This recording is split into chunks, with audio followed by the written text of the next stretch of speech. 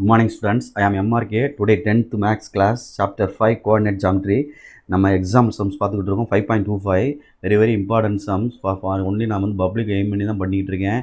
First time வந்து நான் வந்து கம்ப்யூட்டரைஸ் பண்ணிகிட்டு இருக்கேன். ஓகே ஸ்டூடெண்ட், இது என்னுடைய ஸ்டூடெண்ட்ஸ் ஸ்கேன் பண்ணுது, மற்ற ஸ்டூடெண்ட்ஸும் யூஸ் பண்ணிட்டு யூஸ் பண்ணிக்கோங்க. எங்கிட்ட எல்லோரும் படித்தா ஓகே தான், ஓகே நல்லா படிங்க, நல்லா மார்க் பண்ணுங்கள், ஸ்கோர் பண்ணுங்கள். பட் சென்டை வாங்குறதுக்கான வாய்ப்புகளை தேர்ந்தெடுத்து நல்லா படிங்கடா தம்பிலா.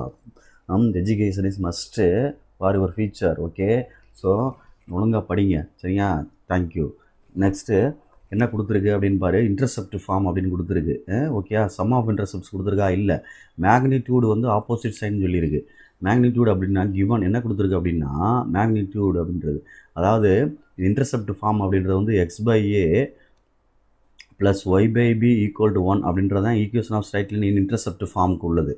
இதில் மேக்னிடியூடு வந்து ஈக்குவலாம் அப்படின்னா ஈக்குவல்னால் a ஈக்குவல் டு ஏன்னு எடுத்துக்கலாம், இல்லை a ஈக்குவல் டு பின்னு எடுத்துக்கலாம். ஆனால் ஆப்போசிட் சைன், அப்போ a ஈக்குவல் டு பின்னு எடுத்தனால ஏதாவது ஒன்று ஈக்குவல் பண்ணிக்கிறோமா, மைனஸ் ஏன்னு போட்டுக்கிறவா, நான் எடுத்துக்கிறேன், எடுத்துக்கிறோம். அதில் ரெண்டும் ஒன்று தான், அவன் கொடுத்தபடி இப்படி ஈக்குவலு. ஆனால் என்ன சொல்லியிருக்கோம், மைனஸ் ஆப்போசிட் சைன் அப்படின்றனால இது இப்படி எடுத்துருக்கேன். Okay students, right. அப்போ நான் இங்கே வரையில் பார்த்து என்ன எடுக்கிறேன், x/a, ஏக்கு வந்து மைனஸ் ஏன்னு போட்டிருக்கேன், ப்ளஸ் y/bக்கு போல் என்ன போட்டிருக்கேன், a 1.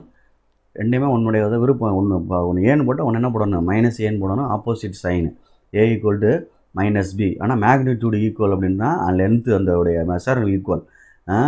சரி, ரைட்டு. இப்போ பாசிங் த்ரோ த பாயிண்ட் அப்படின்னு கொடுத்துருக்கு. It bosses throw the point அப்படின்னு சொல்லி எடுத்துக்கோ. It bosses throw the point அப்படின்னு எடுத்தோம்னா என்ன கொடுத்துருக்கு, 5,7. ஓகே தம்பி, இந்த சம்மில் வந்து நம்மளுக்கு கிரியேட்டட் சம்ஸ்லாம் கொடுத்துருப்பாங்க.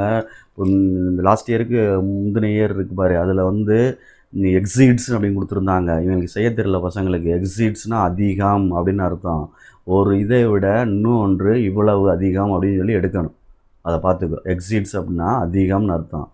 ஏன்றது பியை விட இவ்வளோ கூட அப்படின்ற மாதிரி அவன் மென்ஷன் பண்ணி கொடுத்துருந்தான். இல்லை இன்னொன்று குறைவுன்னு சொல்லி எடுக்கிற மாதிரி எடுக்கணும். இதை விட இது குறைவு அப்படின்ற மாதிரி, எக்ஸிட்ஸ்னால் அதிகம் அப்படின்ற மாதிரி அதை மென்ஷன் பண்ணி எடுக்க தெரியாதனால விட்டுட்டு வந்துட்டாங்க. புரியுதா? இதில் ஈக்குவல் ஆப்போசிட் சைன் எடுத்துட்டோம். ஈக்குவல்னா ஆப்போசிட் சைன் இல்லைன்னா வெறும் a ஈக்குவல் டு பின்னு எடுத்து செய்யணும். எக்ஸிட்ஸ்னால் அதிகம், ஏதோ ஒன்றே போல் அதிகம் அப்படின்னு சொல்லிட்டு கொண்டு வரணும். அதை செய்ய தெரியாமல் விட்டு தான் நிறையாவே 95 வாங்கினானுங்க பசங்க.